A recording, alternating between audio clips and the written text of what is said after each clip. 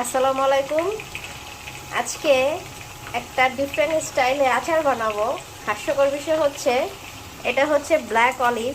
হ্যাঁ, সো এটা হচ্ছে শুধু ভিনেগার দিয়ে এটা দেওয়া ছিল, মানে যে বাইরের কান্ট্রির মানুষরা শুধু তো ভিনেগার দিয়ে আচার খায়।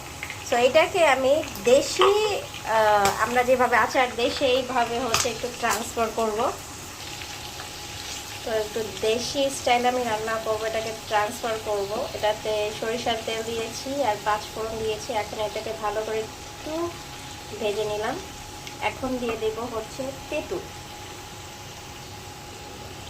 আমি তেঁতুলের কাপ করে, মানে তেঁতুলকে হচ্ছে বের করে নিয়েছি।